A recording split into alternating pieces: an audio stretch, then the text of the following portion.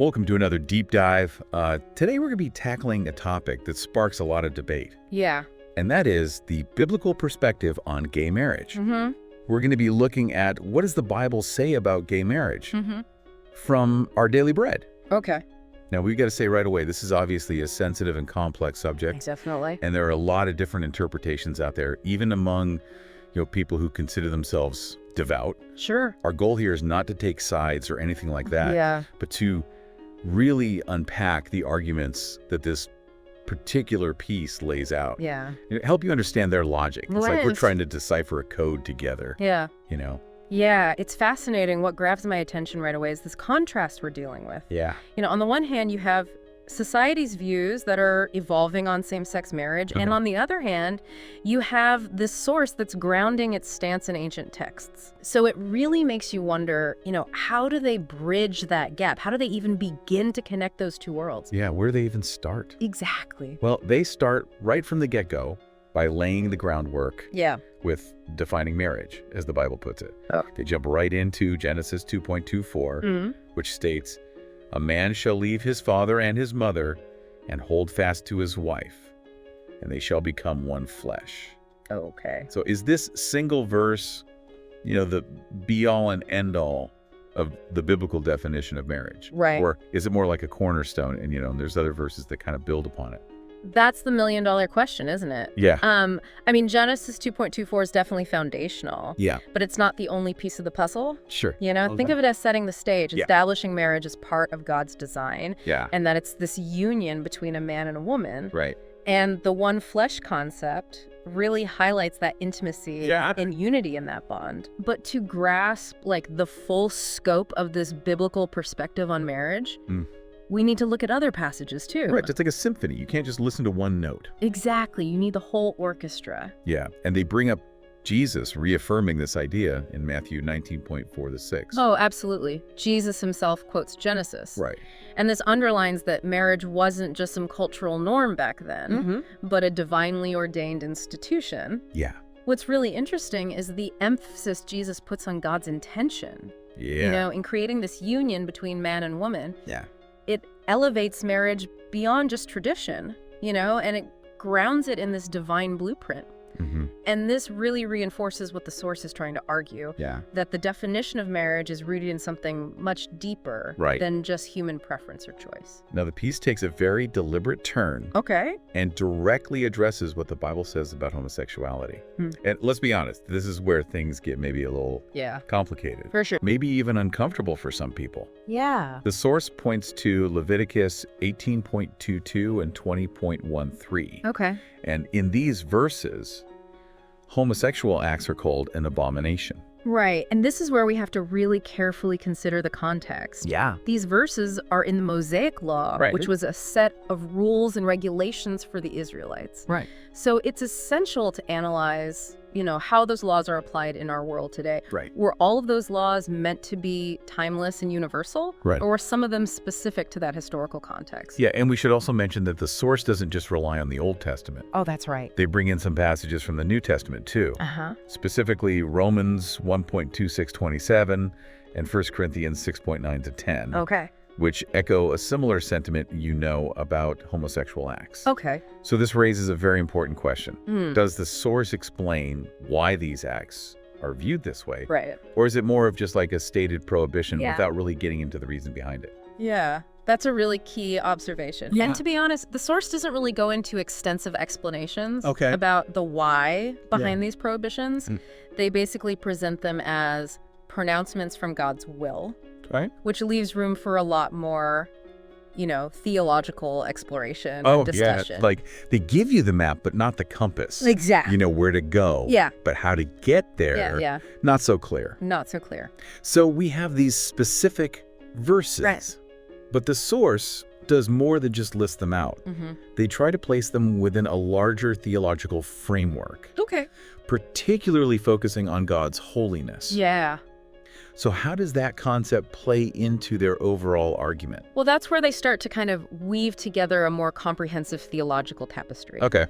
The concept of God's holiness is central here. Mm-hmm. The source pulls from Isaiah 59.2 Okay. to illustrate that sin, Mm-hmm. including sexual immorality, creates this separation between humanity and God.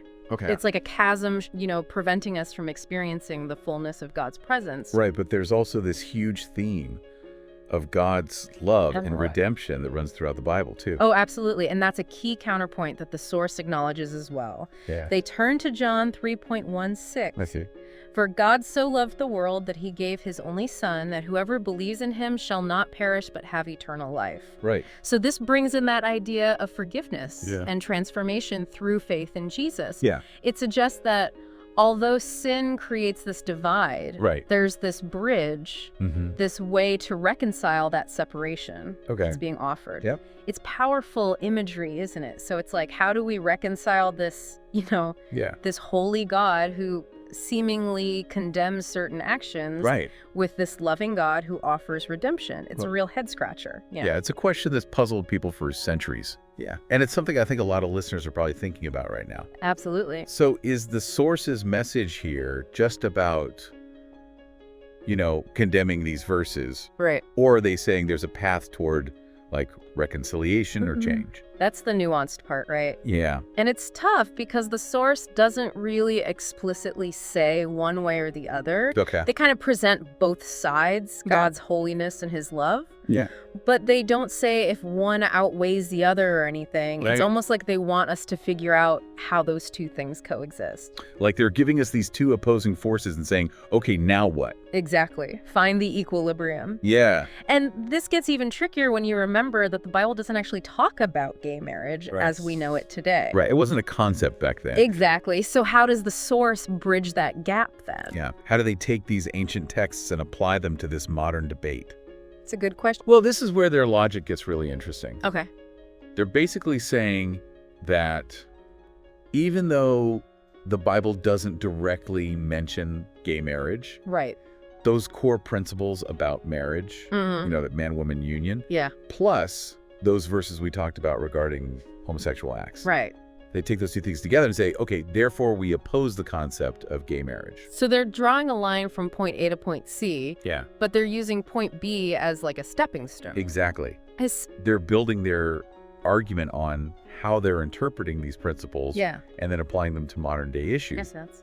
But then they add another layer to this. Okay. They bring in this idea of speaking the truth in love. Right. From Ephesians. Yeah, Ephesians 4.15. Okay. So it's not just about like what your stance is, Yeah. but how you convey it. Totally. There's a difference between just stating your opinion Yeah. and actually having like a meaningful dialogue. Right? Like you can catch more flies with honey than with vinegar. Exactly. So the source seems to be saying, let's have a balanced approach here, Mm-hmm. which begs the question, Yeah. what does truth and love actually look like when you're Huh. talking about something this sensitive?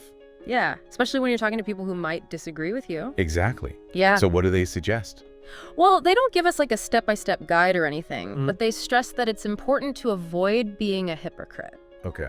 They remind us that every human, no matter their beliefs or actions, Mm. is flawed. Right. They use Romans 3.23. Okay. For all have sinned and fall short of the glory of God. Hmm. Really puts things in perspective, right? So they're saying we shouldn't be singling out one sin as worse than others. Exactly. We all fall short. We all make mistakes. Right? We're all human. So they seem to be calling for consistency and humility Yes. from Christians when they have these conversations. Absolutely. And this isn't just about individuals grappling with this stuff, right? The source also talks about the role of the church as a whole. Yeah, they go beyond just individual beliefs Right. and say, hey, the church has a responsibility here too. Okay, so what do they say that responsibility is? Well, they highlight two main things: Okay. teaching biblical truth and offering support and guidance. Okay, so a two-pronged approach. Exactly. So let's unpack that a bit. Okay. When they talk about teaching biblical truth, do they say anything about how that should be done?